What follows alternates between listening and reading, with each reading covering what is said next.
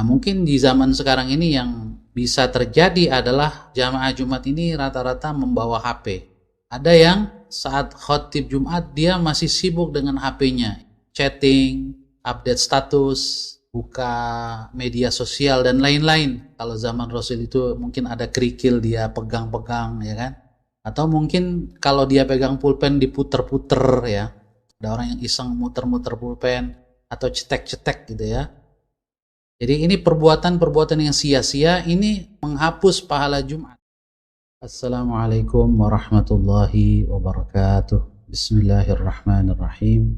Alhamdulillahirabbil alamin. Wassalatu wassalamu ala asyrafil anbiya'i wa imamil mursalin, sayyidina wa nabiyyina Muhammadin wa ala alihi wa sahbihi ajma'in. Amma ba'du. Subhanaka la ilma lana illa ma 'allamtana innaka antal alimul hakim. Allahumma 'allimna ma yanfa'una wanfa'na bima 'allamtana wa zidna ilma. Allahumma faqihna fid din wa 'allimna at-ta'wil bi rahmatika ya arhamar rahimin. Para peserta ngaji online kitab Riyadhus Shalihin yang dirahmati Allah Subhanahu wa taala, insyaallah pada malam hari ini kita memasuki hadis yang ke-128. Masih pada bab fi bayani kathrati turuqil khair. Bab tentang penjelasan banyaknya jalan-jalan kebaikan. Hadis ke-128 jika dihitung dari awal kitab Riyadhus Shalihin, atau kalau dihitung dari awal bab, maka ini adalah hadis yang ke-12. Qala al-Imam an-Nawawi rahimahullahu ta'ala wa nafa'ana bihi wa bi'ulumihi fid dharain. Berkata al-Imam an-Nawawi, Ats-Tsani Asyar, hadis yang ke-12. Anhu, darinya, yaitu dari Abu Hurairah radhiyallahu ta'ala anhu.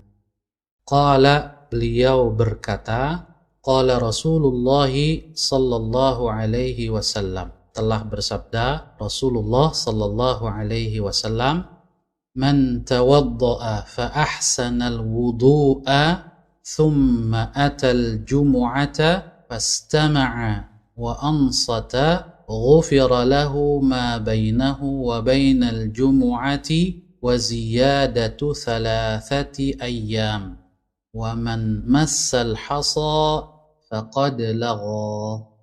Rasulullah sallallahu alaihi wasallam telah bersabda, man tawadda'a, barang siapa yang berwudu, fa ahsanal wudu'a, lalu dia ihsan dalam wudunya, sempurna dalam wudunya.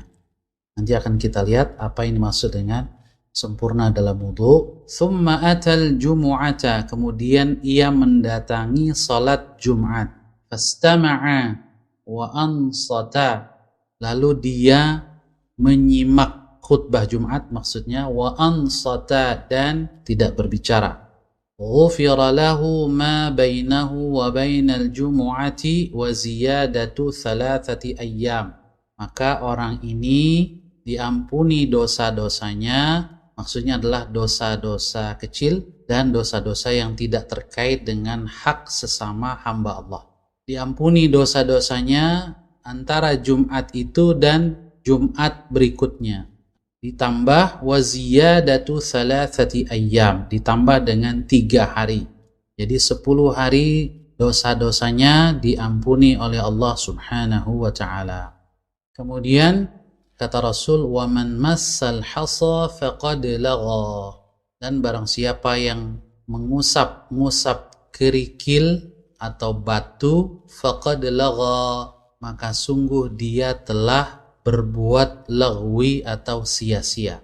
Di zaman Rasul saat itu masjid belum beralaskan keramik atau apapun, tapi beralaskan tanah atau pasir, sehingga yang ikut salat Jumat tentu saja dia duduk di atas pasir atau di atas tanah. Mungkin ada kerikil lalu dia pegang, dia usap-usap.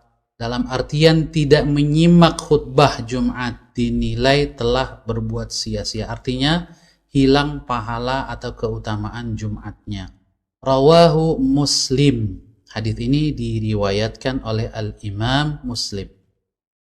Bapak Ibu, saudara-saudari yang dirahmati oleh Allah Subhanahu wa taala, kita lihat beberapa penjelasan tentang kosakata yang ada di dalam hadis ini. Yang pertama, di mana Rasulullah sallallahu alaihi wasallam bersabda, "Man tawaddaa fa ahsanal wudu." Siapa yang berwudu lalu dia ihsan dalam wudu. Yang dimaksud dengan ahsanal wudu adalah atabihi tamman bi arkanihi wa sunanihi wa adabih, yaitu berwudu dengan tamman, sempurna. Yang dimaksud dengan sempurna adalah bi arkanihi, memenuhi seluruh rukun-rukunnya yang wajib-wajib itu, plus juga wa sunanihi, dan sunnah-sunnahnya. Jadi secara fiqih dia berwudu dengan sempurna yang dibahas oleh para ulama fiqih. Kemudian juga secara ruhani, spiritual, dia memenuhi adab-adab wudu, adab-adab batin terutama. Inilah yang dimaksud dengan ahsanal wudu, telah berbuat ihsan dalam berwudu. Lalu Rasul juga di situ disebutkan summa atal jumu'ata. Atal jumu'ah ay maksudnya adalah atal masjidah, yaitu mendatangi masjid, liyusalliya salatal jumu'ati, untuk melaksanakan salat Jumat. Wa summiyatil jumu'atu jumu'atan lijtima'in nasi laha, dan disebut salat Jumat itu dengan istilah Jumat karena Jumu'ah itu artinya adalah pertemuan, berkumpulnya orang-orang. Itu secara bahasa arti Jumu'ah. Kaum muslimin laki-laki berkumpul di masjid pada saat itu. Kemudian Rasul SAW juga menyebutkan waman massal hasa faqad lagha. Ini maksud dengan lagha ini minal lagwi, dari kata al-lagwi, wa huwa fil asli al-kalamul batil walladhi la faidata fih, yaitu ucapan yang batil, yang tidak benar, tidak bermanfaat. Ini disebut lagwi. Jadi mereka yang melakukan perbuatan yang tidak bermanfaat atau bukan pada tempatnya di hari Jumat saat ibadah Jumat, kata Rasul, faqad lagha, sungguh dia telah sia-sia. Wal muradu huna annahu asqata thawabal jumu'ati. Orang yang melakukan perbuatan yang sia-sia itu telah menggugurkan pahala Jumatnya. Pahala atau balasan dan keutamaan Jumatnya yang disebutkan di dalam potongan hadis tadi sebelumnya, diampuni dosa-dosanya selama 10 hari, dia tidak memperolehnya. Fawaidul hadis. Faidah hadis ini yang pertama, al-hathu ala tahsinil wudu'i wa itmamihi wal muhafazati ala salatil jumu'ah. Hadis ini mendorong kita, memotivasi kita untuk memperbaiki dan menyempurnakan wudhu kita. Baik wudhu untuk melaksanakan salat ataupun wudhu untuk menjaga taharah.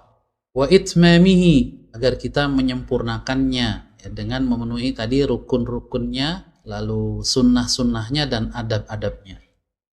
Juga hadis ini mendorong kita untuk muhafazah, menjaga. Baik menjaga dalam pengertian melaksanakan sekaligus menjaga kualitasnya, yaitu ala salatil jumu'ah, menjaga salat Jumat. Wabil khusus tentu saja yang wajib adalah kaum muslimin. Yang kedua, faedah hadis ini fadlu salatil jumu'ati. Hadis ini menunjukkan keutamaan salat Jumat. Wa hiya wajibatun ala kulli muslimin hurrin dzakarin aqilin muqim.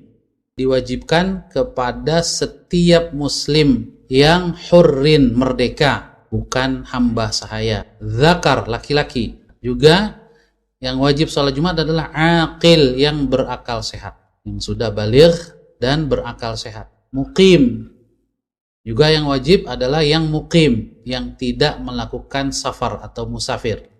Jadi yang bukan muslim dia tidak wajib Jumat. Dalam artian dia harus masuk Islam dulu, baru Jumatannya sah. Kemudian juga perempuan tidak wajib sholat Jumat. Anak kecil atau yang terganggu kesehatan akalnya juga tidak wajib sholat Jumat. Muqim, berarti yang musafir tidak wajib sholat Jumat. Boleh melaksanakan sholat zuhur saja. Tetapi kalau mereka melakukan sholat Jumat tentu saja sah. Wala tasihhu illa jama'atan wa fil masjid, dan tidak sah sholat Jumat kecuali dilakukan berjamaah dan di dalam masjid. Faedah yang ketiga, salatul jumu'ati tukaffiru dhunuba 10 ayyam. Dalam hadis ini sholat Jumat disebutkan menghapus dosa-dosa 10 hari. Mengapa? Li'annal hasanata bi'ashrati amthaliha. Karena kaidah umumnya bahwa satu kebaikan itu dinilai dengan 10 kali lipat.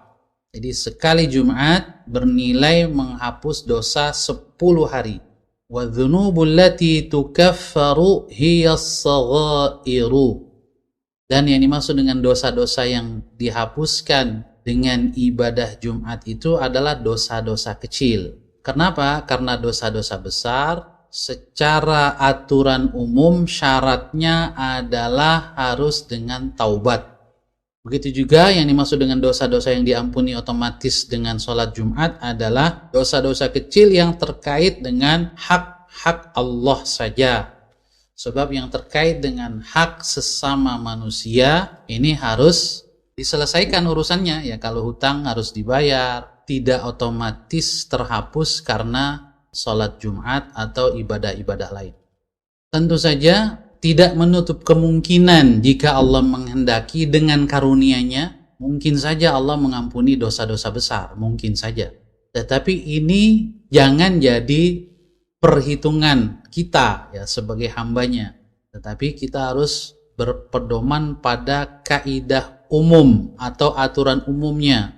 Sangat mungkin Allah memberikan pengecualian pada aturan-aturan itu, tapi itu yang tahu hanyalah Allah. Mungkin saja Allah Subhanahu wa ta'ala mengampuni dosa tanpa yang bersangkutan bertaubat karena sebab-sebab tertentu yang tidak kita ketahui. Tetapi itu tidak boleh dijadikan sebagai standar sikap kita. Karena yang disebutkan di dalam hadis-hadis sahih bahwa dosa-dosa besar itu harus kita melakukan taubat agar Allah mengampuninya. Kalau taubat pasti diampuni oleh Allah Subhanahu wa ta'ala. Ketika syarat-syarat taubat itu kita penuhi, itu pasti diampuni. Kemudian yang berikutnya, wujubul insati li khutbatil jumu'ah. Wajib diam dan tenang, mendengarkan, fokus mendengarkan khutbatil jumu'ah, khutbah Jumat. Wa adami tasyaghuli anha bi syai'in minal kalami wa ghairihi, dan tidak menyibukkan diri dengan berbagai kesibukan yang lain seperti bicara dan lain-lain. Nah, mungkin di zaman sekarang ini yang bisa terjadi adalah jamaah Jumat ini rata-rata membawa HP. Ada yang saat khotib Jumat dia masih sibuk dengan HP-nya, chatting, update status, buka media sosial dan lain-lain. Kalau zaman Rasul itu mungkin ada kerikil dia pegang-pegang, ya kan? Atau mungkin kalau dia pegang pulpen diputer-puter, ya. Ada orang yang iseng muter-muter pulpen atau cetek-cetek gitu ya. Jadi ini perbuatan-perbuatan yang sia-sia, ini menghapus pahala Jumat. Apalagi tadi ya, karena kalam berbicara itu dengan mulut, tapi berbicara juga bisa dengan tulisan. Maka itu membatalkan pahala Jumat. Nah, ini mungkin Bapak Ibu yang menjadi guru atau menjadi orang tua perlu mengingatkan dirinya dan juga putra-putranya yang ikut sholat Jumat atau murid-muridnya yang sholat Jumat, bahwasanya ketika sedang Jumatan wajib untuk fokus mendengarkan khutbah Jumat agar mendapatkan keutamaan Jumat itu. Bapak Ibu saudara-saudari yang dirahmati oleh Allah Subhanahu wa taala, kita lanjutkan hadis berikutnya, hadis yang ke-129. Masih pada bab yang sama tentang penjelasan banyaknya jalan-jalan kebaikan. Ats-tsalitsa asyar, hadis yang ke-13 jika dihitung dari awal bab.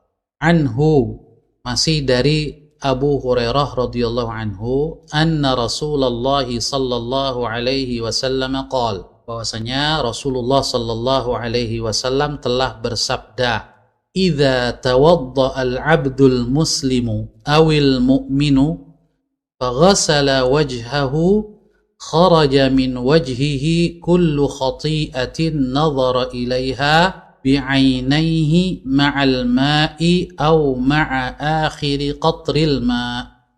Jika seorang hamba muslim atau mukmin berwudu lalu dia membasuh wajahnya, maka akan keluar dari wajahnya seluruh kesalahan yang dilakukan oleh kedua matanya, ma'al ma, bersama dengan aliran air yang mengalir, yang jatuh dari wajahnya, au ma'a akhiri qatril ma, atau bersama tetesan air terakhir yang jatuh dari wajahnya itu. Lalu Rasul melanjutkan, fa idza ghassala yadayhi, jika ia membasuh kedua tangannya, kharaja min yadayhi kullu khati'atin kana batashatha yadahu ma'al ma'i aw ma'a akhiri qatril ma'.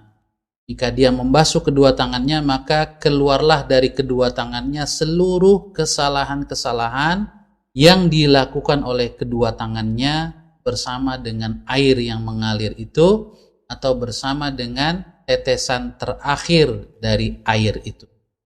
Fa'idha ghasala rijlaihi, lalu jika ia membasuh kedua kakinya, kharajat kullu khati'atin masyatha rijlahu ma'al ma'i aw ma'a akhiri qatril ma'.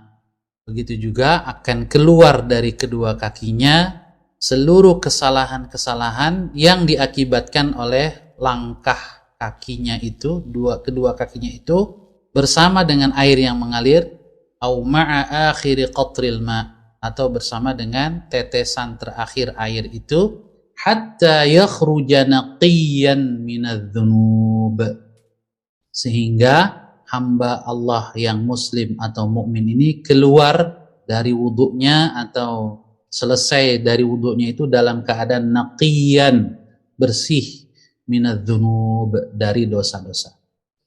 Rawahu Muslim. Hadis ini diriwayatkan oleh Al-Imam Muslim. Bapak Ibu saudara-saudari yang dirahmati Allah, di dalam hadis ini Rasul menyebutkan idza tawadda al-'abdul muslimu awil mu'min, jika seorang hamba muslim berwudu atau seorang hamba mukmin. Ada kata au di situ, atau. Di sini dijelaskan syakkun minar rawi, ini ada keraguan pada perawi. Fil ladzi sami'ahu, tentang yang dia dengar, apakah Rasul menyebutkan muslim atau mukmin. Tetapi wal ma'na ghairu mukhtalif, secara esensi maknanya tidak mengandung perbedaan. Yang muslim atau mukmin esensinya secara umum sama. Kemudian kharaja, apabila seorang muslim atau mukmin berwudu lalu dia membasuh wajahnya atau membasuh tangannya atau membasuh kakinya, maka keluar dari anggota tubuh yang dibasuh itu, anggota wudu itu, dosa-dosa yang dilakukan. Nah, para ulama berbeda pendapat apa yang dimaksud dengan keluar di sini. Al-Imam Al-Qurtubi mengatakan, qala Al-Qurtubi, hadhihi ibaratun musta'aratun al-maqsudu biha al-i'lamu bitakfiril khataya wa mahwiha. Bahwa ini maksud dengan keluar ini adalah makna kiasan. Makna kiasan yang dimaksudkan adalah pemberitahuan informasi tentang pengampunan dosa-dosa, penghapusan dosa-dosa. Tetapi ada sebagian ulama, di antaranya Al-Imam As-Suyuti, yang mengatakan, wa qala As-Suyuti, balil zahiru hamluhu 'ala al-haqiqah. Secara zahir, maka sebaiknya kita memahami, mengartikan kata kharaja, keluar dosa-dosa ini, secara hakikat, makna hakiki, memang keluar. Apa alasannya? Kata Al-Imam As-Suyuti, Wadzalika annal khotoya tu'athiru fil batini waz zahiri sawadan.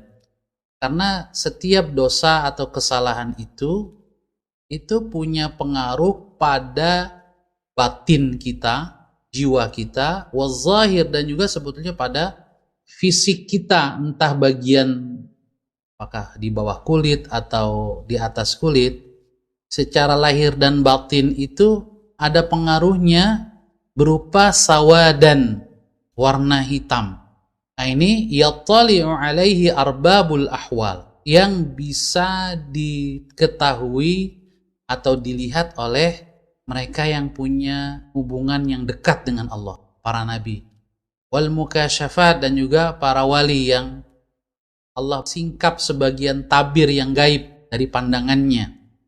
Maka ketika Rasul mengatakan saat kita berwudu lalu dosa-dosa itu keluar dari dalam anggota tubuh kita seiring dengan air yang mengalir dari anggota wudu itu, menurut Al-Imam As-Suyuti bisa difahami secara hakiki. Bagi seorang nabi misalnya atau seorang wali yang memiliki karomah seperti itu bisa tahu. Seperti diriwayatkan bahwa Utsman bin Affan bisa mengetahui ketika ada seorang anak muda yang datang kepadanya, dan pada pandangan mata anak muda itu diperhatikan oleh Utsman bin Affan ada bekas zina. Orang-orang yang seperti ini bisa mengetahui. Kemudian kata Al-Imam As-Suyuti, wat-taharatu tuziluhu, dan taharah berupa wudu itu bisa menghilangkannya. Jadi di sini ada perbedaan pendapat di antara para ulama, apakah makna kharaja adalah makna kiasan, maksudnya diampuni dosa-dosanya, atau memang makna hakiki. Kemudian khati'ah, yang dimaksud dengan khati'ah, kesalahan atau dosa, adalah dzambun shaghir, dosa kecil, muta'alliqun bihaqqillahi ta'ala, yang terkait dengan hak Allah saja. Bapak Ibu saudara-saudara yang dirahmati Allah, faedah hadis ini, fawaidul hadis, fadlul wudu'i. Yang pertama adalah hadis ini menunjukkan keutamaan wudu juga, bahwa wudu itu merupakan salah satu amal yang afdal, wa annal muwadhabata alaihi wasilatun linnaqa'i minadz-dzunub, bahwasanya menjaga wudu itu merupakan sarana, wasilah, linnaqa'i minadz-dzunub, untuk kita meraih kebersihan dari dosa-dosa kecil. Wa hadza fadlun minallahi azza wa jalla, dan ini merupakan karunia yang sangat besar dari Allah Subhanahu wa taala, bahwa kita umat Rasulullah sallallahu alaihi wasallam, kaum muslimin, diberikan salah satu pintu kebaikan yang bisa kita lakukan adalah dengan berwudu, menjaga wudu, baik wudu untuk melaksanakan salat atau wudu di luar salat. Yang kedua, wa khussatil ainu bidzikri ma'a anna fil wajhi, ada yang kurang di situ, mohon maaf, ma'a anna fil wajhi al fama wal anfa, anna kullam minhuma lahu taharatun makhsusatun kharijatun an taharatil wajhi. Mengapa di dalam hadis ini Rasulullah SAW menyebutkan saat seorang yang berwudu itu membasuh wajahnya, maka keluar dari wajahnya itu dosa-dosa yang dilakukan oleh mata. Kenapa disebut mata saja di situ? Padahal di wajah itu ada juga mulut dan hidung. Kenapa Rasul tidak menyebutkan mulut dan hidung? Apa jawabannya? Apa hikmahnya? Anna kulla minhuma lahu taharatun makhsusah. Karena untuk mulut dan hidung itu ada aktivitas wudu yang khusus terkait dengan keduanya, yaitu kalau mulut dengan madmadah, dengan berkumur-kumur. Kemudian untuk hidung dengan istinsyaq dan istinthar, menghirup sedikit air lalu mengeluarkannya lagi dari rongga hidung. Jadi untuk mulut dan hidung itu ada aktivitas khusus saat berwudu, dengan kumur-kumur dan dengan membersihkan hidung itu. Sehingga ketika Rasul menyebutkan wajah, maka yang beliau sebutkan adalah dosa-dosa mata. Kenapa? Karena mata nggak ada aktivitas wudu secara khusus, bersihin mata nggak ada. Artinya apa? Untuk mulut dan hidung, dosa-dosa dari mulut terhapus atau dosa-dosa itu keluar kalau kita kumur-kumur. Itu juga dosa yang dilakukan oleh hidung akan terhapus kalau kita melakukan istinsyak dan istinthar.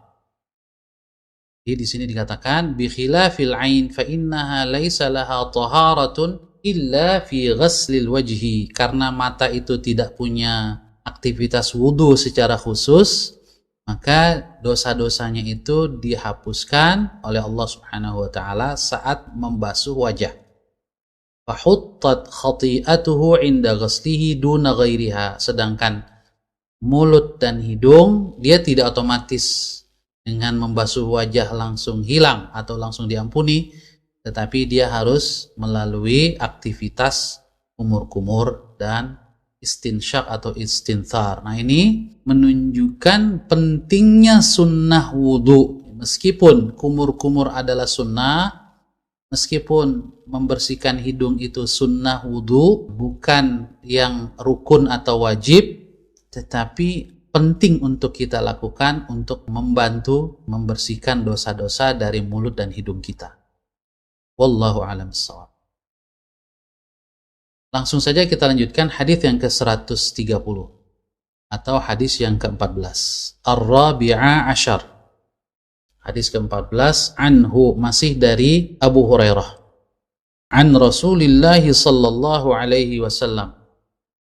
Dari Rasulullah sallallahu alaihi wasallam, qala, beliau bersabda, as-salawatul khamsu wal jumu'atu ilal jumu'ati wa ramadhanu ila ramadhan mukaffiratun lima bainahunna idza jtunibatil kaba'ir. Rawahu Muslim. Salat 5 waktu, antara salat yang satu dengan salat yang lain dalam salat 5 waktu. Wal jumu'atu ilal jumu'ah, antara Jumat yang satu dengan Jumat yang lain atau Jumat berikutnya. Wa ramadhanu ila ramadhan, antara bulan Ramadan yang satu dengan bulan Ramadan sampai bulan Ramadan berikutnya. Mukaffiratun lima bainahunna, itu menghapus dosa-dosa di antaranya, dengan syarat idza jtunibatil kaba'ir, ketika dosa-dosa besar dijauhi. Hadis ini rawahu Muslim, diriwayatkan oleh Al-Imam Muslim.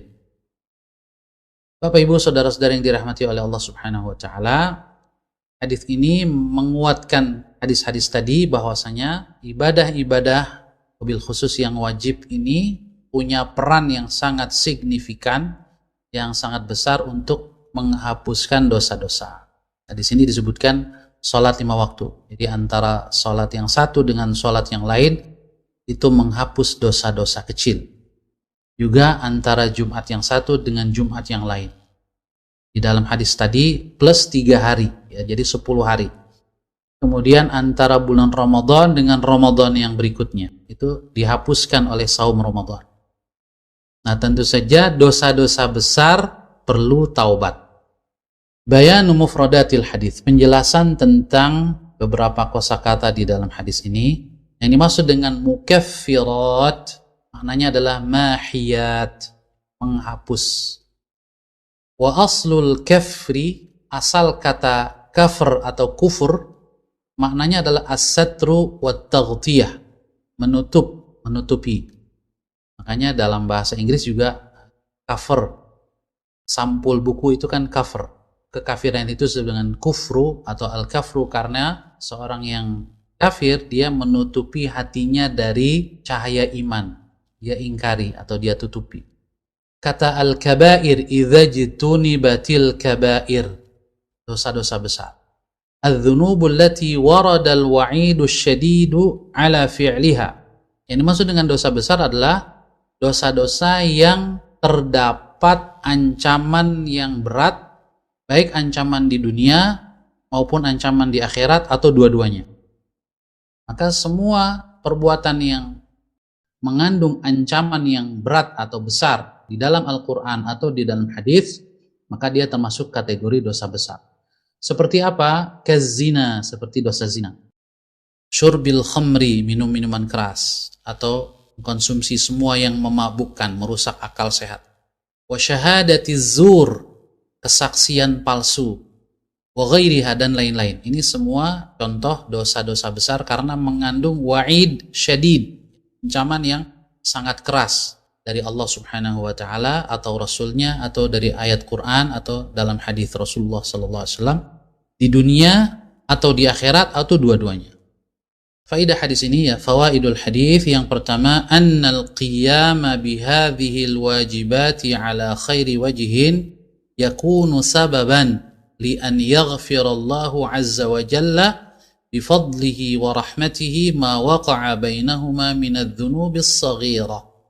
Melaksanakan kewajiban-kewajiban yang disebutkan di dalam hadis ini ala khairi wajhin, dengan sebaik-baiknya, memenuhi syarat, rukun, sunnahnya, adab-adabnya, ini dapat menjadi sebab, yakunu sababan, menjadi sebab li an yaghfirallahu azza wa jalla bifadlihi wa rahmatih, datangnya ampunan dari Allah Subhanahu wa taala. Tentu saja bifadlihi, karena karunia-Nya, wa rahmatih, dan rahmatnya, kasih sayangnya. Kalau bukan karena karunia dan kasih sayang Allah, Allah tidak akan mengampuni. Bisa jadi amal yang kita lakukan itu sangat kecil hakikatnya dibanding dosa yang kita lakukan, meskipun disebut dosa kecil, tapi sebetulnya kalau kita meremehkan bisa jadi itu sebetulnya besar. Tapi Allah ampuni karena karunia dan kasih sayangnya. Ma waqa'a bainaha minadh-dhunubis saghirah, dosa-dosa kecil yang kita lakukan Allah ampuni. فَإِذَا لَمْ يَقَعْ مِنَ الْمُكَلَّفِ ذَنْبٌ كَبِيرٌ لَمْ يَكُنْ عَلَيْهِ شَيْءٍ. Kalau ada orang yang melaksanakan sholat 5 waktu atau sholat Jumat, puasa Ramadan, dia tidak punya dosa besar, gak ada dosa besar yang dia lakukan, maka berarti dengan diampuninya dosa-dosa kecil seluruhnya itu, dia menjadi bersih sama sekali dari dosa. Ini luar biasa. Wa in waqa'a dhanbun kabirun wa saghair yu'akhadhu 'ala al-kabirati faqat. Dan kalau dia ada dosa besar dan dosa kecil, maka dosa kecilnya hilang dengan salat, dengan puasa Ramadan, dengan salat Jumat itu. Ya, tinggal dosa besar saja yang ada perhitungannya, dihisab. Tetapi wa yurja an yukhaffifallahu anhu. Diharapkan, ada harapan Allah meringankan sanksinya, meringankan sanksi dari dosa besar yang dia lakukan kalau dia konsisten atau serius melaksanakan sholat 5 waktu, sholat Jumat, puasa Ramadan, dan berbagai kewajiban yang lain. Dan kalau dia bertobat, tentu saja pasti Allah ampuni. Wala budda fi takfiri dzunubil kabirati min at-taubatis shadiqah. Aturan umumnya adalah bahwa pengampunan dosa-dosa besar itu harus dengan taubat yang jujur, taubat yang nasuha, yang sejati. Kita masuk ke hadis yang ke-131, masih berhubungan erat temanya. Al-Khamisa Ashar, hadis ke-15, anhu, masih dari Abu Hurairah. Qala, beliau berkata, qala Rasulullah sallallahu alaihi wasallam, telah bersabda Rasulullah sallallahu alaihi wasallam, ala adullukum ala ma yamhullahu bihil khataya wa yarfa'u bihid darajat. Rasul bertanya kepada para sahabat, maukah kalian aku tunjukkan perbuatan yang dengannya Allah menghapus kesalahan dan meninggikan derajat kalian? Qalu, para sahabat berkata, bala ya Rasulullah, tentu saja ya Rasulullah. Qala, Rasul bersabda, isbaghul wudu'i 'alal makarih. Yang pertama adalah menyempurnakan wudu meskipun dalam situasi yang tidak mengenakan atau tidak menyenangkan. Wa kathratul khuta ilal masajid, dan memperbanyak langkah menuju masjid. Lalu yang ketiga, wantidharus salati ba'da salati fadzalikumur ribat. Menunggu salat sesudah melaksanakan salat. Menunggu salat setelah melaksanakan sholat. Lalu kata Rasul, fadzalikumur ribat, itulah yang dimaksud dengan ribat. Apa itu ribat? Nanti kita lihat maknanya di dalam penjelasan. Hadis ini rawahu Muslim, diriwayatkan oleh Al-Imam Muslim. Yang dimaksud dengan yamhu adalah yaghfir. Dihapuskan maksudnya diampuni. Ini maksud dengan ad-darajat yaitu al-manazilu fil jannah. Tingkatan-tingkatan, posisi tingkatan di surga. Kalau neraka itu darakat, yang paling bawah atau yang lebih bawah itu lebih mengerikan. Kalau surga yang lebih atas itu lebih mulia.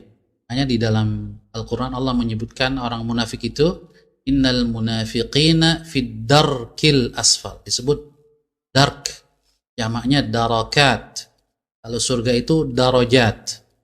Isbaghul wudu, yang dimaksud dengan isbaghul wudu adalah al-ityanu bihi kamilan wa tamman, melakukan wudu dengan sempurna, seperti yang juga sudah dijelaskan, ahsanal wudu atau al-ihsan fil wudu, memenuhi rukun-rukunnya, sunnah-sunnahnya dan adab-adabnya.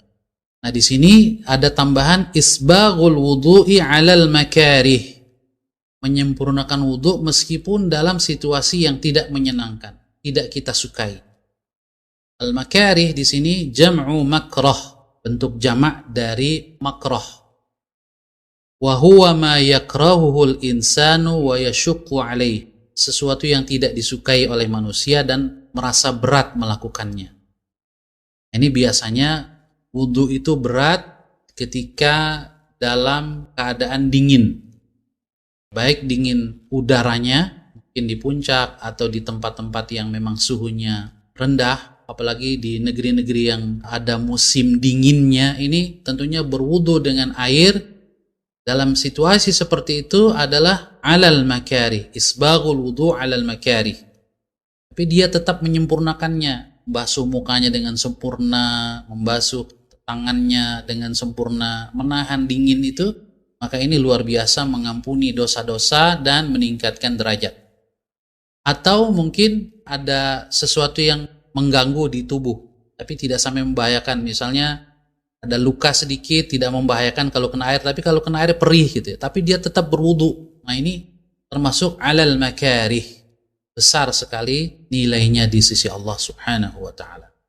Kemudian di situ Rasul menyebutkan juga intidharus salati, menunggu salat. Menunggu salat berikutnya. Setelah selesai salat, dia menunggu salat berikutnya. Ini menunjukkan ta'alluqul qalbi wal fikri biha, terpautnya hati dan pikiran kita dengan salat. Walau fi baitihi aw syughlihi, tidak harus yang namanya menunggu salat itu di masjid, nggak keluar-keluar, enggak. Meskipun di rumah atau kembali ke tempat kita bekerja, fi baitihi, di rumah, aw syughlihi, atau meneruskan kesibukan kita bekerja, mencari nafkah. Nah, tapi karena kita menikmati salat, maka kita menunggu waktu-waktu salat. Nah, ini masuk kategori intidharus salati ba'da salat. Orang yang rindu dengan masjid, kaum laki-laki sangat dianjurkan di masjid dan ada kerinduan untuk memakmurkan masjid. Di dalam hadis lain Rasul mengatakan, wa rajulun qalbuhu mu'allaqun bil masajid, orang yang hatinya terpaut dengan masjid. Inilah orang yang selalu menunggu-nunggu salat. Nah, Rasul kemudian menyebutkan orang yang seperti ini fadzalikumur ribat, dianalogikan seperti mujahid dalam jihad fisabilillah yang selalu siap siaga menjaga perbatasan wilayah kaum muslimin dengan wilayah musuh, yang selalu waspada dengan senjatanya atau dengan peralatan pemantaunya, kalau salah mungkin dengan radarnya, memantau apakah ada musuh yang menyelinap masuk ke wilayahnya. Itu disebut dengan ribat. Fadzalikumur ribat, al-jihadu, seperti jihad fisabilillah, bimulazamati thuguril aduwi wa hirasatuha. Seorang mujahid, seorang tentara yang ditugaskan menjaga perbatasan.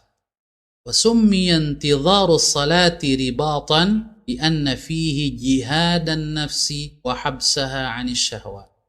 Menunggu-nunggu salat itu disebut ribat karena di dalamnya ada unsur jihad juga, yaitu jihad melawan hawa nafsu.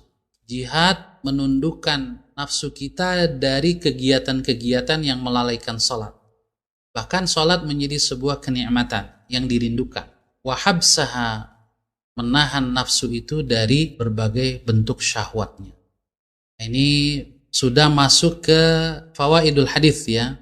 Ini mohon maaf, bukan mufradatil hadis. Faedah hadis ini al-hathu ala isbaghil wudu. Hadis ini menganjurkan kita, mendorong kita untuk menyempurnakan wudu, memperbaiki wudu kita dengan sebaik-baiknya, walau kana fi syiddatin, meskipun dalam situasi yang sulit. Seperti apa? Kasyiddatil bardi, seperti dingin yang sangat, au alamil jismi, atau rasa sakit, mungkin karena ada luka yang tidak membahayakan. Tentu saja kalau kena air, kalau membahayakan perlu diperban dan tidak perlu dikenai air, cukup dengan mengusap saja perban yang membalut luka itu. Nah, ini dibahas tentu saja dalam kitab-kitab fikih. Tapi kalau luka ringan saja tidak membahayakan, mungkin agak perih sedikit, dia tetap berwudu, itu nilainya tinggi di sisi Allah Subhanahu wa taala. Kemudian juga al-muhafadzatu ala salatil jama'ati fil masjid. Hadis ini menunjukkan keutamaan kita menjaga salat berjamaah di masjid. Ini kaum muslimin laki-laki tentu saja. Wal ihtimamu bis salawati wa adami tasyaghuli anha. Juga hadis ini menunjukkan pentingnya kita ihtimam bis salawat. Fokus, khusyuk ketika melaksanakan salat dan tidak disibukkan dengan hal-hal lain ketika melaksanakan salat. Inilah salah satu kriteria hamba Allah yang kuat, yang disebut dengan rijal.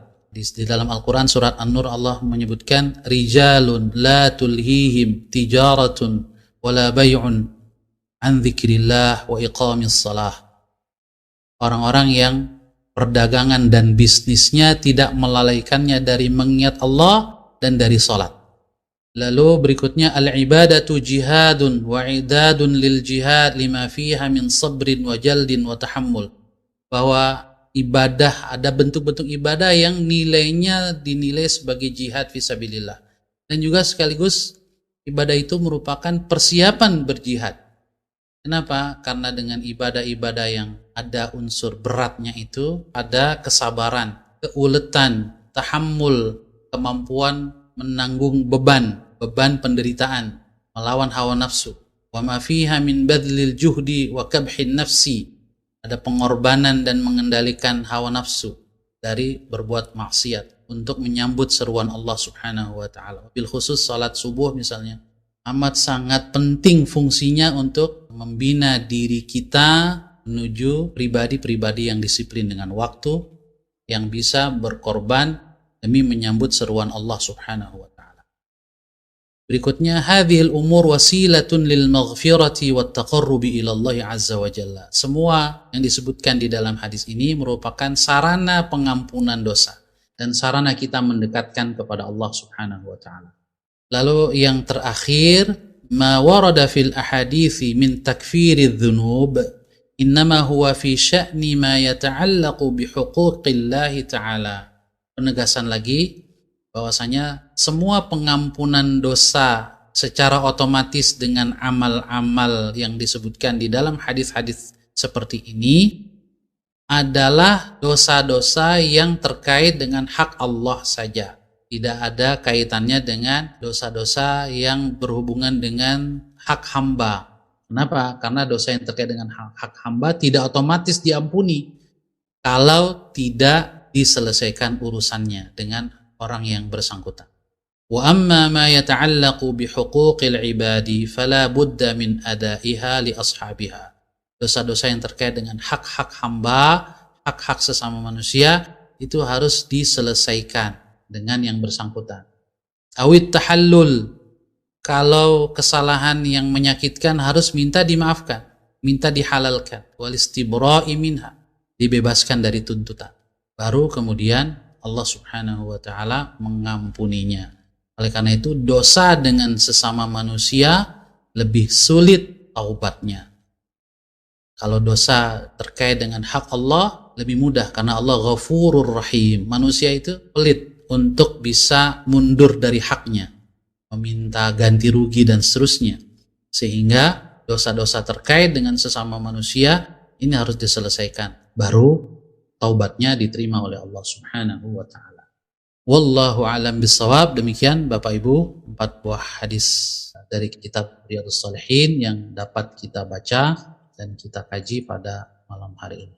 Subhanakallahumma wa bihamdika asyhadu an la ilaha illa anta astaghfiruka wa atubu ilaik. Saya Ahmad Sahal Hasan, mohon maaf dan undur diri. Billahi taufiq wal hidayah. Wassalamualaikum warahmatullahi wabarakatuh. Waalaikumsalam warahmatullahi wabarakatuh. Terima kasih Bapak Ibu, jazakumullah khairan. Jazakallah Ustaz. Ya, sama-sama. Amin. Sampai jumpa lagi malam Ahad yang akan datang, insyaallah.